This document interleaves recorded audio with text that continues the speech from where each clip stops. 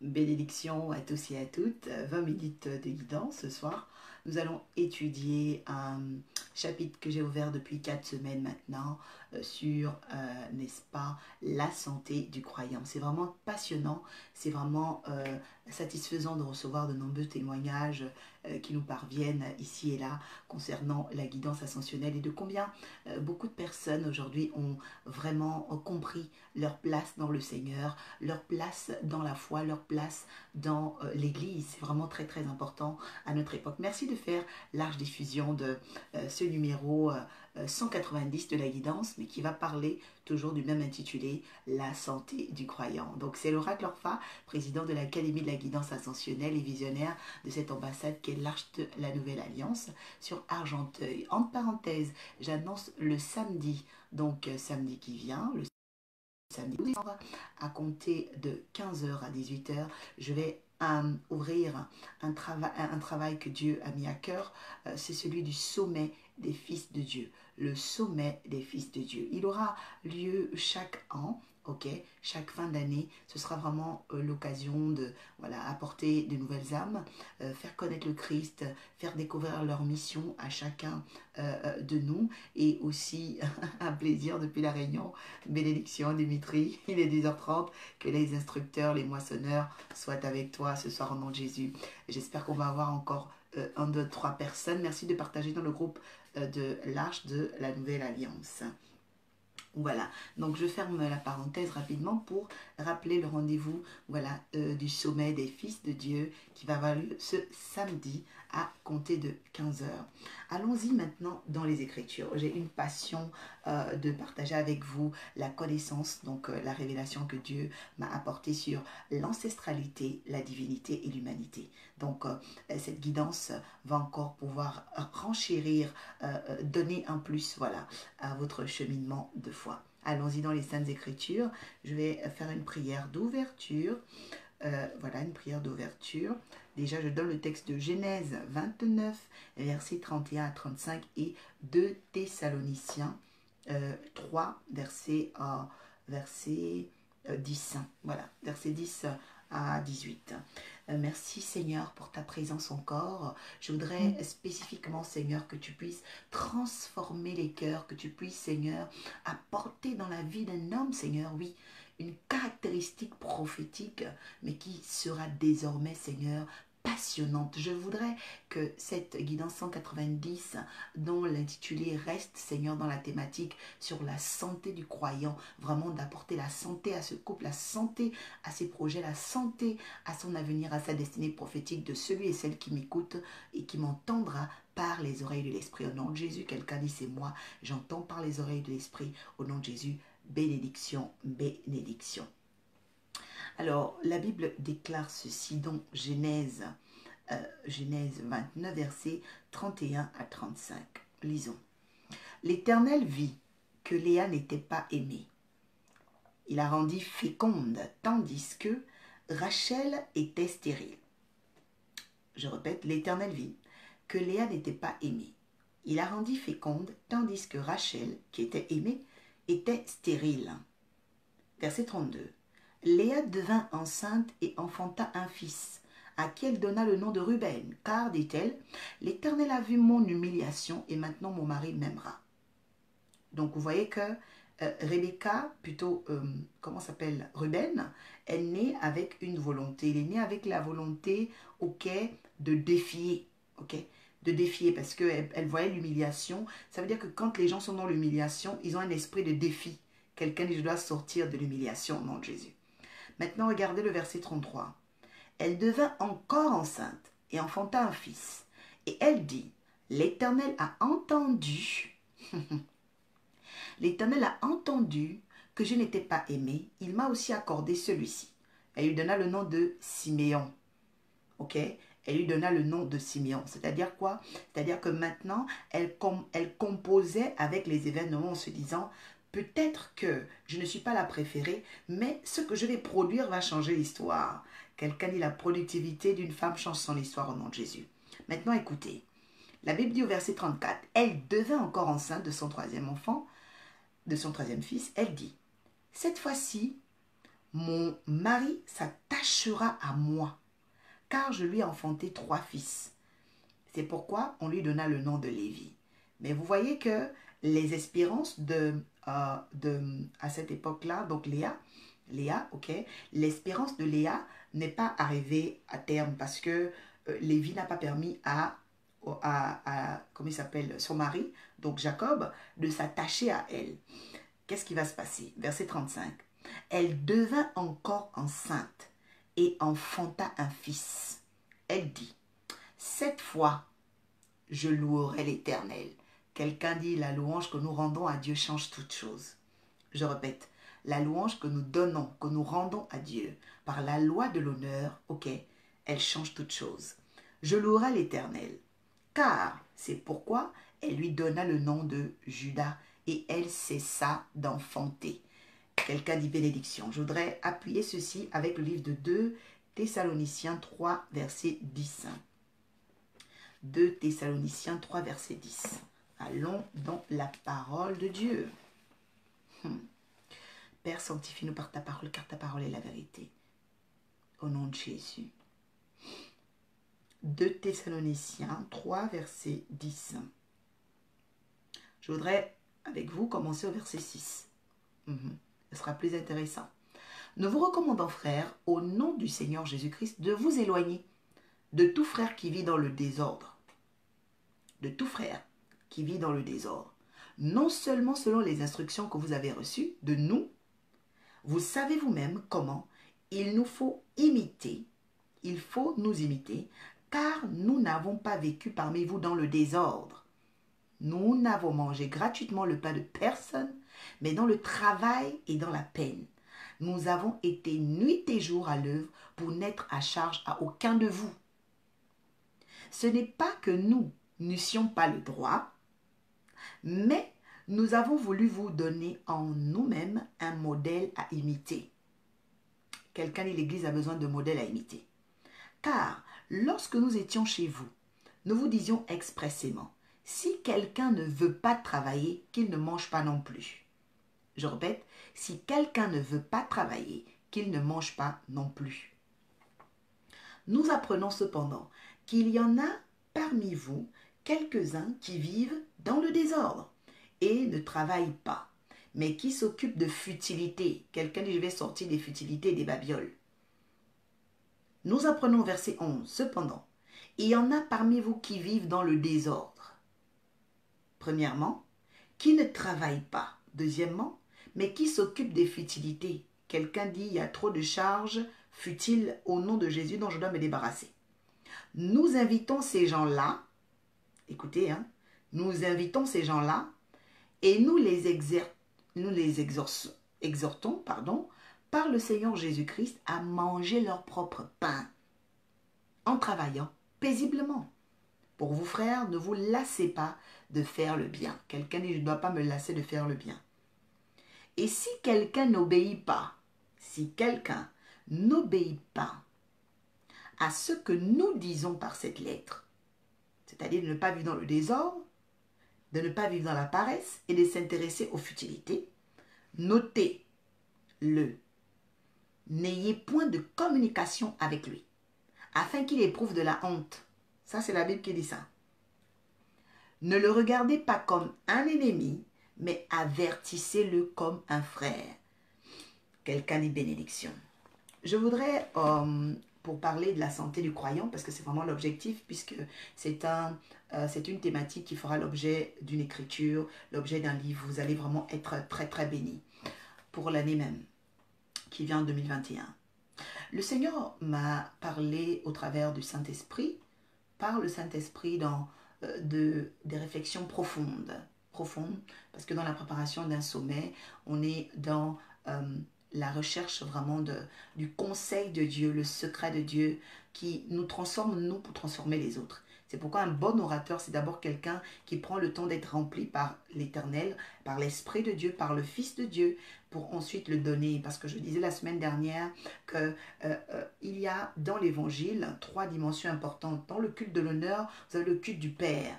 Dans le culte de la gloire, vous avez le culte de Jésus qui est le Fils. Et dans le culte de la puissance, vous avez le Saint-Esprit. C'est vraiment des parties distinctes qu'il faut savoir détecter et aussi voir pour vraiment en bénéficier. C'est vraiment très important. Il y a le culte de l'honneur, le culte de la gloire et le culte de la puissance. Voilà. Donc, c'est là où on parle du Père, du Fils et du Saint-Esprit. Donc, je voudrais déjà ce soir dire à une personne, quand on parle de la santé du croyant, on parle déjà pour ce numéro 5 du travail. Comment faire fonctionner la grâce de Dieu dans ta vie. Je parle de faire fonctionner la grâce de Dieu dans ta vie. Parce qu'il y a beaucoup de personnes qui ne comprennent pas que la grâce, va toujours te donner une matière à charge, une matière de travail. C'est-à-dire qu'on ne peut pas avoir la grâce pour être voltige, volage, errant ou oisif. La grâce de Dieu va toujours te pousser à l'action. La grâce, quand la grâce descend dans la vie de quelqu'un, c'est pour faire fonctionner quelque chose. Nous voyons ici une femme. Elle n'est pas aimée. C'est-à-dire qu'elle n'a pas la grâce de l'amour de l'époux. Elle n'a pas la grâce d'être la préférée, mais elle a la grâce de Dieu d'être féconde. Quelqu'un dit, je dois savoir la grâce que j'ai. Peut-être que tu n'as pas la grâce comme tout le monde. Peut-être que tu n'as pas la grâce d'être beau, belle. La grâce peut-être de ne pas avoir un grand poste. La grâce peut-être de ne pas parler toutes les langues. Mais cherche bien, tu as une grâce spéciale. Et je suis un oracle pour t'annoncer qu'il y a une grâce à compter de cette date, après m'avoir écouté, que Dieu va te faire découvrir et qui va commencer à fonctionner. Quelqu'un dit la guidance rend la grâce fonctionnelle. Écris en commentaire, ça va te bénir au nom de Jésus. Je dis que la guidance ascensionnelle, elle rend la grâce fonctionnelle. La Bible dit quoi? La Bible dit que le verset 31, l'Éternel vit que Léa n'était pas aimée. Je dis à une personne, Dieu voit, l'Éternel voit qui tu es.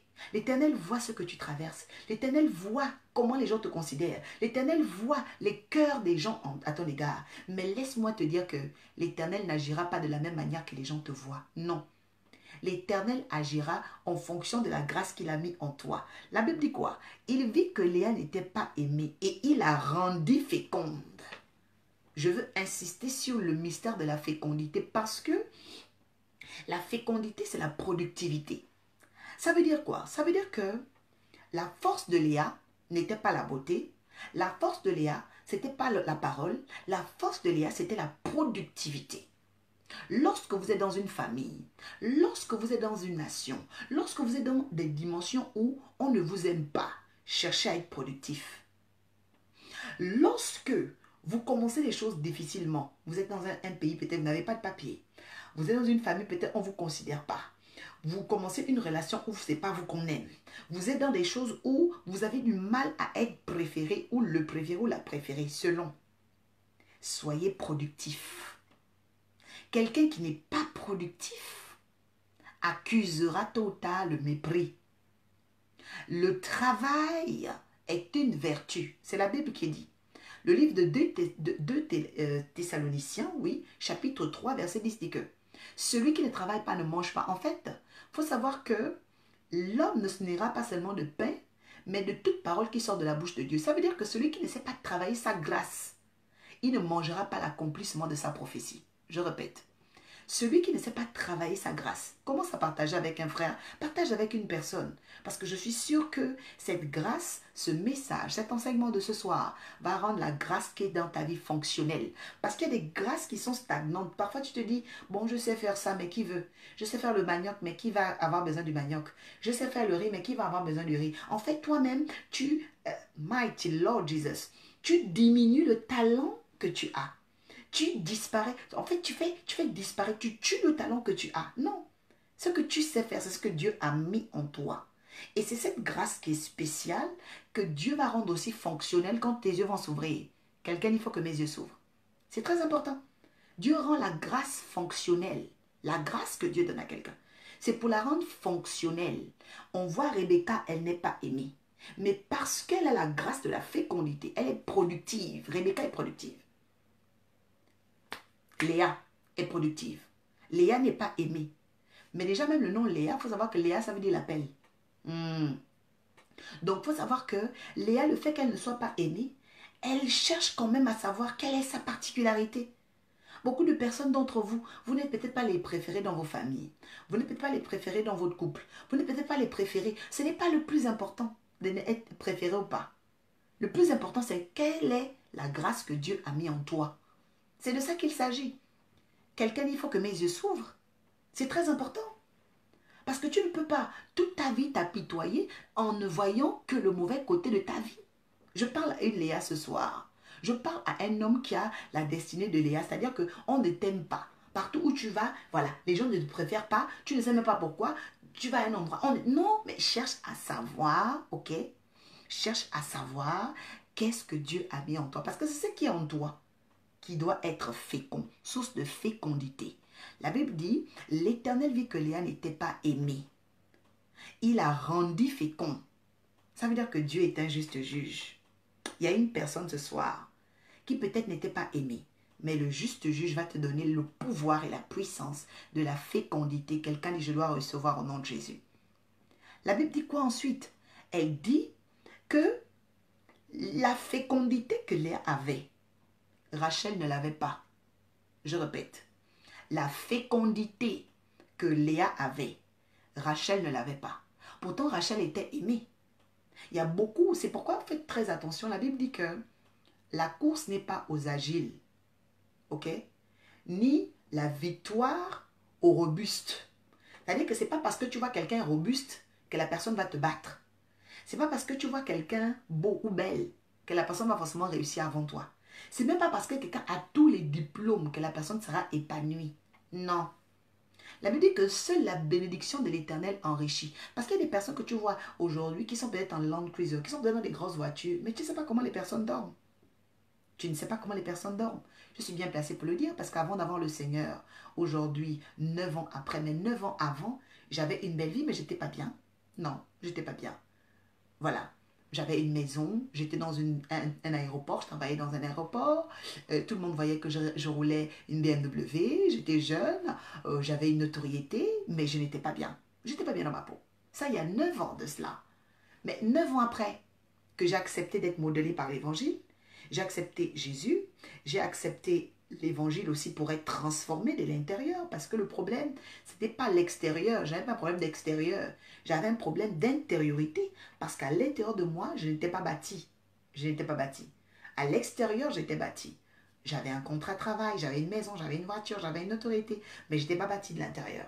C'est pourquoi il faut faire très très attention lorsque vous aimez les gens par ce qu'ils vous donnent comme apparence. Non, les apparences sont trompeuses. Non, les apparences sont très trompeuses. Il y a des personnes que vous pouvez voir habiter, prendre même des jets privés, mais qui sont malheureuses. Faites attention. Faites vraiment attention. Ce message, c'est pour parler à une personne qui a trop vécu dans l'apparence, qui a trop vécu dans l'image. Non. Dieu, il veut te bâtir. Le livre de 2 Chroniques 20 dit ceci. Confiez-vous en l'Éternel et vous serez affermis, donc de l'intérieur, et confiez-vous en ses prophètes et vous réussirez. Ça veut dire que la réussite commence par l'intérieur. Tous ceux qui réussissent seulement par l'apparence, tôt ou tard, vont s'auto-détruire. Auto-détruire. Parce que l'auto, c'est-à-dire soi-même, ok, c'est le fait que le miroir de leur vie, le miroir de leur âme, en réalité n'est pas encore à un niveau, ok, de force et de forge, que les attaques extérieures feront toujours tout pour les casser. C'est pourquoi dans la vie, cherchez à ce que l'Éternel mette quelque chose en vous et laissez que ce que Dieu a mis en vous commence à être productif. Ce que Dieu a mis en vous commence à être fonctionnel. Quelqu'un dit, je reçois la grâce de faire travailler la grâce, de faire travailler, de faire fonctionner cette grâce au nom de Jésus. C'est vraiment très important. Vous savez, la vertu même la plus importante que Dieu donne à Adam et Ève, il dit, cultivez le jardin. C'est vrai que je vous ai créé, c'est une grâce. C'est vrai que je vous ai donné Éden, c'est une grâce. Mais maintenant, cultivez le jardin. Ma question aujourd'hui, est-ce que tu es en train de cultiver le jardin? Est-ce que tu as découvert la grâce qui est sur toi? Parce que tu ne peux pas continuer à errer. Qu'est-ce que tu es venu faire sur la terre? Qu'est-ce que tu es venu faire sur la terre? Tu es venu être sur la terre pour être le mari ou bien la femme de quelqu'un? Non. Ce n'est pas ça une mission. La mission d'une vie, ce n'est pas être mari et femme. Non. Un mari est un compagnon, ok? Une femme est aussi un compagnon. Donc, tu ne peux pas, ok, de manière résolutoire, fixer ton objectif pour être la femme de ou bien le mari de. Ce n'est pas la destinée, non.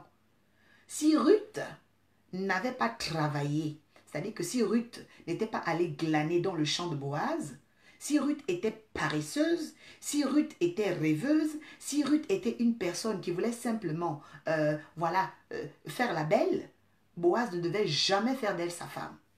Ce qui veut dire que même le mariage a, des critères. C'est très important. C'est très important. Parce que même si tu vas aller au mariage parce que tu es seulement belle et que tu ne sers à rien, tu n'es pas, productive, tu vas vivre la vie de Rachel. Parce que vous savez que Rachel était très dépressive. Oui. Rachel était stérile, donc la stérilité a fait en sorte qu'elle devienne dépressive. Et vous savez même pour l'histoire, malgré que son mari l'aimait, elle avait les fétiches de son père qu'on appelle les théraphines. Donc je veux déjà dire à une personne ce soir que la beauté pour devenir femme d'eux ou mari d'eux ne suffira pas. Quelqu'un dit ça ne suffit pas. C'est vraiment très important. Donc il faut qu'au-delà de ta beauté, il y ait une productivité. Maintenant, à quelqu'un qui n'a pas la beauté, il faut maintenant que ta productivité cache tes imperfections.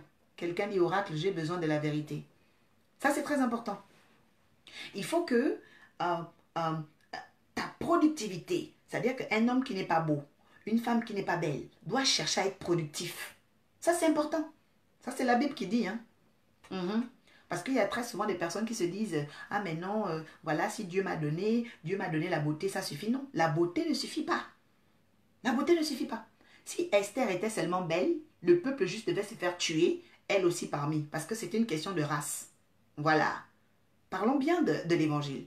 C'est-à-dire que si vous ne comptez que sur votre beauté pour réussir, en fait, vous allez rester dans la dépression, dans l'échec et dans la ruine. Pourquoi? Parce que en réalité, la beauté, elle te permet d'apparaître. Mais l'intérieur, la productivité te permet de garder. Il faut que tu sois productive. Il faut que tu sois productive. C'est très important. Un homme ne va pas venir perdre son temps. Une femme va venir perdre son temps avec un homme qui ne compte que sur sa beauté. Voilà. C'est-à-dire que toi, tu ne comptes que sur ton visage. Ton visage ne va pas payer les factures. Ton visage ne peut pas glaner les champs. OK? Comme Ruth a eu à faire pour Boaz. Tu ne peux pas glaner les champs. Tu ne peux pas prendre les épis de blé. Tu n'es même pas utile à ta belle-mère. Bon, on fait quoi avec toi? L'apôtre Paul lui-même avait compris cela. Et il dit de ne pas s'approcher de ceux qui vivent dans le désordre. Ça veut dire que dans l'église, il y a des gens qui vivent encore dans le désordre. C'est-à-dire qu'ils ont une foi dans le désordre. Quelqu'un dit, je dois sortir de la foi du désordre. C'est très important. La foi du désordre. La Bible dit quoi? Le verset 32. Léa devint enceinte. C'est-à-dire que Léa, oh Seigneur, Léa était productive. Maintenant, qu'est-ce qu'elle a produit? Parce qu'il y a plusieurs types de productivité. Et c'est de là qu'on va exercer, la question sur le travail. Dans cette productivité, elle enfante d'abord le premier qu'on appelle Ruben. Ruben, c'est l'enfant qui sort, de l'humiliation sa mère. Parce qu'elle dit que l'Éternel a vu son humiliation, et maintenant son mari l'aimera. Donc Ruben qui est l'aîné de Jacob, qui est aussi semblable au premier mois de l'année, donc on va dire janvier, Donc elle dit que l'Éternel a vu sa honte, et maintenant son mari va l'aimer. Mais est-ce que quand Ruben est né, Jacob était amoureux? Non. Continuons. Elle devint encore enceinte, donc deuxième fils. L'Éternel, va-t-elle dire, l'Éternel a entendu que je n'étais pas aimée et il m'a accordé celui-ci. Là, elle commence à être humble.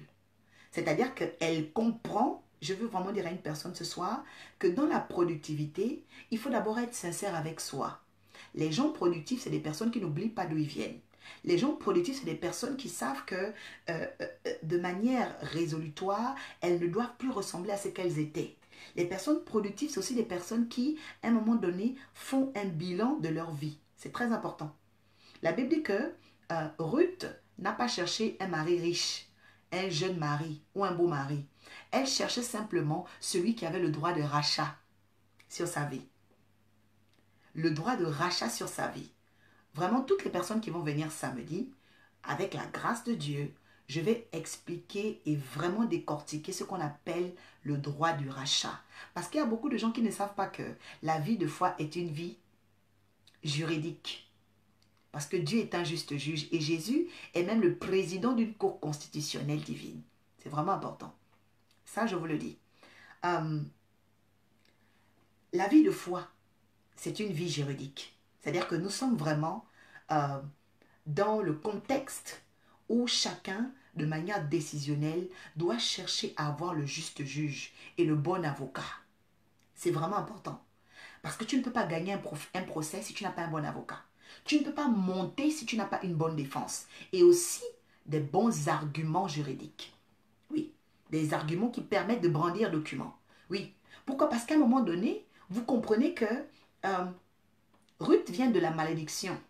Mais elle rencontre Boaz. Mais ce n'est pas un homme normal, non. C'est un homme qui a le droit de rachat sur elle. Mais en second. Parce qu'avant Boaz, il y a d'abord un premier. C'est pourquoi le mariage même, la question du mariage, ce n'est pas la beauté. Le mariage est une question de droit d'exercer le pouvoir de racheter quelqu'un. Ok? C'est pourquoi on dit que l'homme prend une femme.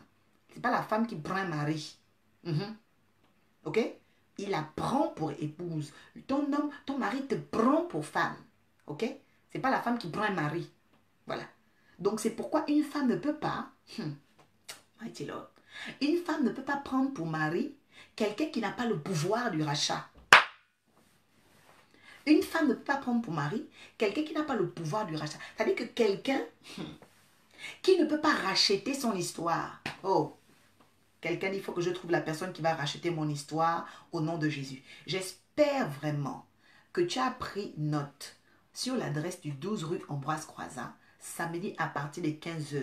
Il va avoir le feu dans ton monde spirituel. Il va avoir quelque chose qui va bouger dans ton ciel. Parce que samedi à 15 h, quelque chose va se passer dans ta vie.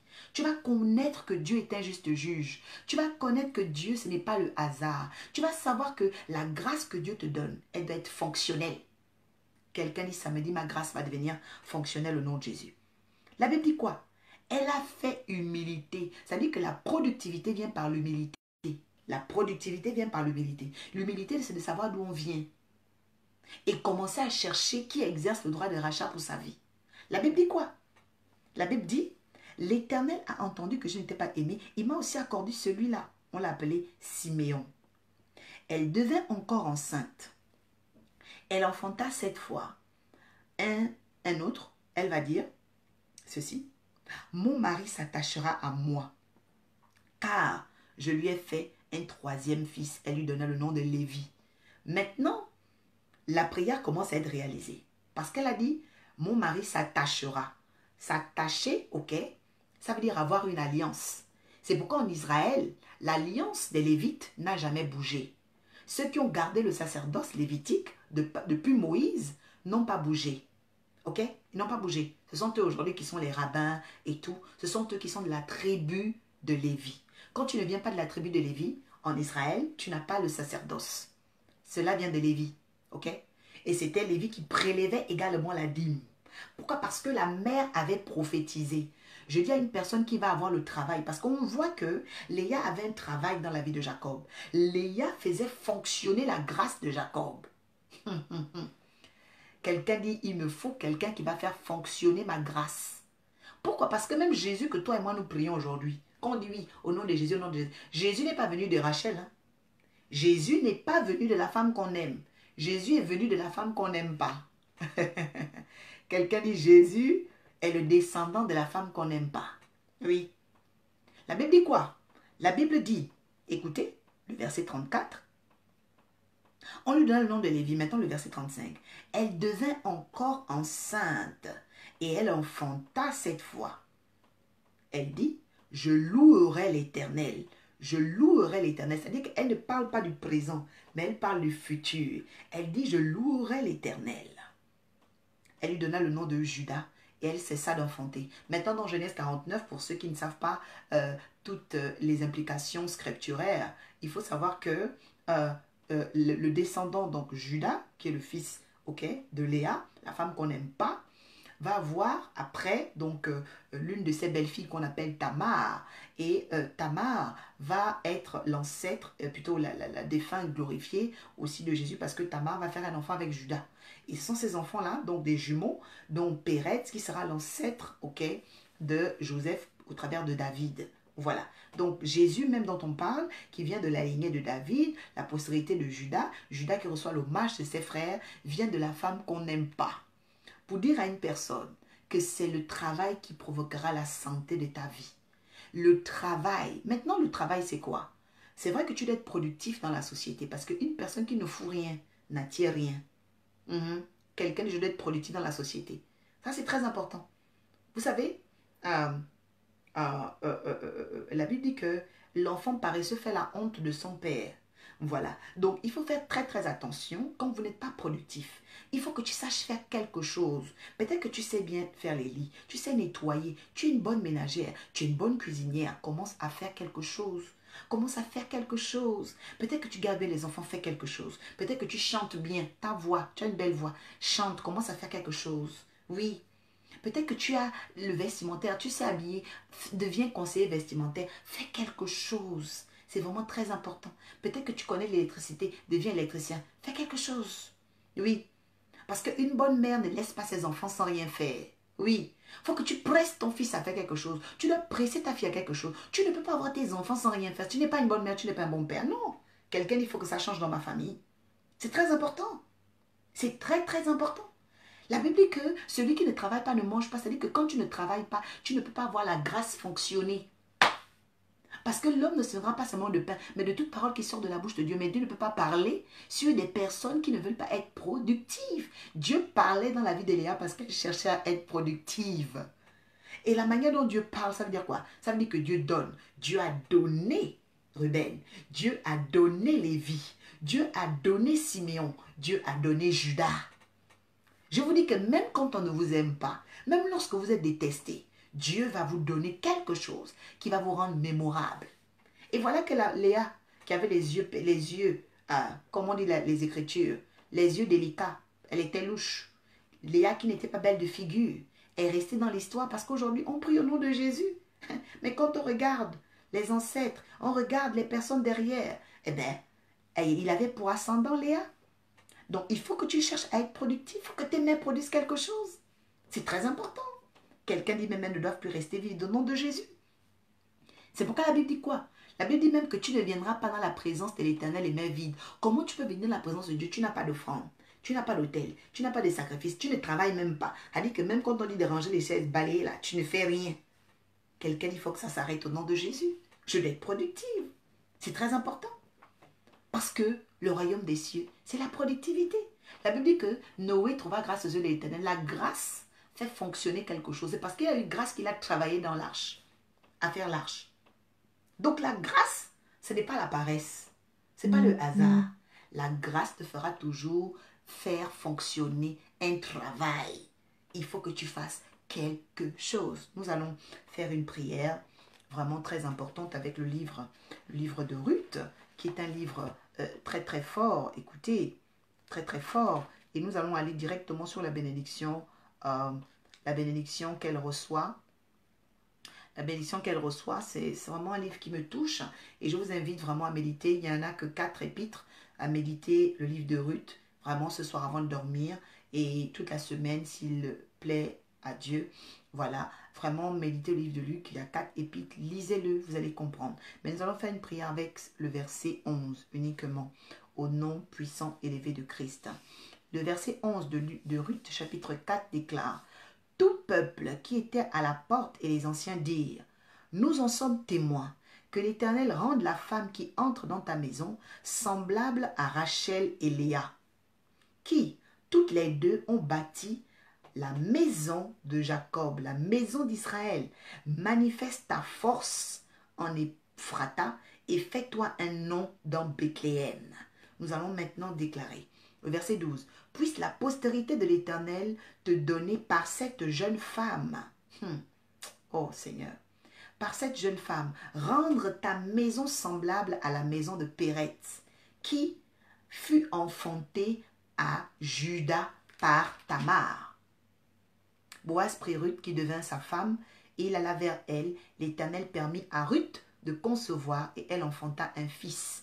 Les femmes dirent à Naomi: béni soit l'Éternel qui ne t'a point laissé manquer aujourd'hui d'un homme ayant droit de rachat, dont le nom sera célébré en Israël, Cet enfant restaurera ton âme et sera le soutien de ta vieillesse. Car ta belle-fille qui t'aime l'a enfantée. Elle vaut mieux pour toi que 7 fils. Quelqu'un dit, il y a des belles filles qui valent mieux que 7 fils. Naomi dit, Naomi prit l'enfant et le mit sur son sein, et elle fut sous sa garde. Les voisines lui donnèrent un nom en disant, ce sont les voisines qui donnent le nom. Un fils est né à Naomi, et elles l'appelèrent Obed. Ce fut le père d'Ésaïe, père de David. Maintenant, prions en disant ceci. Père éternel, je te demande pardon pour tout esprit de paresse devant mon appel.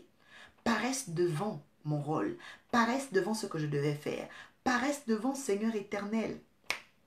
La grâce que tu as semée en moi. Je ne savais pas que j'étais féconde. Je cherchais à être belle.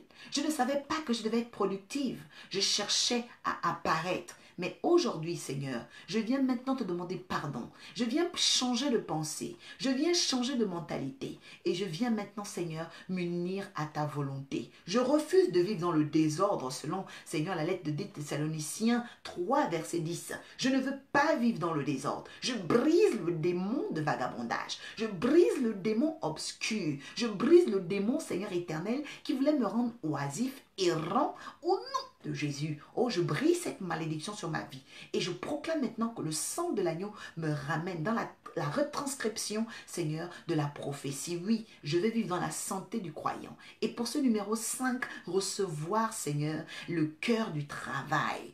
Oui, faire fonctionner la grâce qui est en moi. Je veux devenir productive, féconde. Seigneur, dans cette société où tu m'as envoyé, je veux être productive et féconde. Dans cette église où tu m'as envoyé, je veux être productive et féconde. Dans la vie de cet homme que tu m'as envoyé, je vais être productive et féconde. Dans la vie de mes frères que tu m'as donné, je vais être productive et féconde. Dans ma famille où tu m'as fait naître, je vais être productive et féconde. Oh, je ôte de ma vie tout esprit de stérilité, tout esprit d'infécondité, tout esprit de téraphime. Je brise la malédiction, Seigneur Dieu de gloire, ô Père de la stérilité sur mon âme, dans mes pensées, que le système des pensées qui provenait des mauvais esprits dans ma vie, Seigneur, soit maintenant coupé, cassé, détruit. Je rejette maintenant tout esprit de stérilité et de dépression. Je proclame que je ne serai pas dépressive, mais que maintenant mon homme intérieur est illuminé pour ne plus vivre selon l'apparence, mais de me construire de l'intérieur. Oui, si la femme peut se parer et se faire belle, je veux me parer de l'intérieur et me rendre belle à l'intérieur. Je veux voir avec les yeux de ton cœur. Selon Éphésiens 1,18, illumine les yeux de mon cœur afin que je sache quelle est l'espérance qui se rattache à mon appel, quelle est l'espérance qui se rattache à ma vie, quelle est l'espérance qui se rattache à ma mission, quelle est l'espérance qui se rattache à ma position, quelle est l'espérance qui se rattache à mon rang. Oui, Père de gloire, fais-moi aussi voir, pour moi, Seigneur, qui cherche un mari, pour moi qui cherche une femme, pour moi qui cherche un travail, Seigneur, fais-moi voir, Seigneur, le lieu où j'aurai le lieu droit de rachat. Oui, je dois rencontrer celui-celle, la personne qui aura le droit d'exercer le rachat sur ma vie. Je refuse, Seigneur Père éternel, d'aller dans des connexions, Seigneur, par apparence, par chair et par sang. Je prie maintenant, Seigneur éternel, que, Seigneur, cela me soit révélé dans le beau et précieux nom de Jésus que j'ai prié. Je déclare maintenant que mes projets fonctionnent. On voit des projets qui fonctionnent. On voit une destinée qui marche. On voit un cœur obéissant à Dieu. On voit un cœur qui aime Dieu. On voit, Seigneur, une maturité et une transformation au travers de moi. Merci. Car la Bible déclare que la femme qui a la grâce obtient la gloire. C'est pourquoi j'appelle encore le culte de l'honneur, la gloire et la puissance de Dieu dans ma vie. Père, je sais, Père, d'où je viens et je ne veux pas y retourner. C'est pourquoi je m'attache à toi, Père, assurément. J'ai, Seigneur éternel, en toi, Jésus, oui, l'assurance de mon salut. Je déclare que ton sang m'investisse, que ton sang me fasse comprendre ce que je ne comprenais pas, que ton sang m'emmène à voir ce que je ne voyais pas, que ton sang me justifie là où j'étais condamné et que maintenant je devienne, Seigneur éternel, ce nouveau cœur selon toi, la femme selon ton cœur, l'homme selon ton cœur, au nom beau et précieux de Jésus. Quelqu'un dit, je reçois et mets la main sur ta tête en disant, Amen, bénédiction, bénédiction, bénédiction. C'est au terme de cette guidance 186 sur la santé du croyant que j'invite vraiment chacun de nous à recomposer avec sa grâce. Je répète, chacun de nous à recomposer avec sa grâce. Parce que oui, il y a une grâce en toi. Maintenant, fais-la travailler. Rends la grâce fonctionnelle. Rends la grâce fonctionnelle. Ce n'est pas ton jumeau qui va faire fonctionner ta grâce. Ce n'est pas ta soeur qui va faire fonctionner ta grâce. Ce n'est pas ton père qui va faire fonctionner ta grâce. Non. Là, cette fois-ci, ce sera toi-même. C'est pourquoi il n'y avait qu'une seule personne qui parlait pendant que la grâce fonctionnait, c'était Léa. Léa a dit, le premier est venu. Elle lui a donné un nom. C'était le nom, ok, qu'elle a voulu, Ruben. C'est toi qui vas donner un nom à ta grâce. Ensuite, quand la fonctionnalité est encore revenue de la fécondité, elle a donné encore un nom, celui-là qu'on a appelé Siméon. Après, le troisième est revenu par l'alliance, parce que le 3 c'est l'alliance. Elle est revenue encore dans une dimension, ok, avec Lévi, ok, d'attache, ok, d'attache. Mais après cette dimension d'attache, elle est maintenant retournée à l'hommage, à la louange, au culte de l'honneur. C'est pourquoi le culte de l'honneur a permis à Léa de rester bienheureuse. Elle est l'ascendant de Jésus-Christ. Vraiment, je voudrais que le culte de l'honneur fasse de toi un ascendant charismatique, un ascendant légendaire. Oui, deviens une ascendante, c'est-à-dire une femme d'influence, un homme d'influence dans ta génération. Que ce message fasse du bien et vraiment procure la vie à ceux qui en ont besoin dans des lieux. Je rappelle, samedi 12 décembre, 12 rue Ambroise Croizat, par le RER, les trains de Val d'Argenteuil, bus numéro 1, voilà. Écrivez-moi en inbox si vous avez des questions, je serai là pour vous répondre. Abonnez-vous sur la page Prophétesse Oracle Orpha sur YouTube. Des enseignements charismatiques vous attendent. À très bientôt. Quant à moi, je vous aime de l'amour du Seigneur. Excellente soirée. Bénédiction. Merci.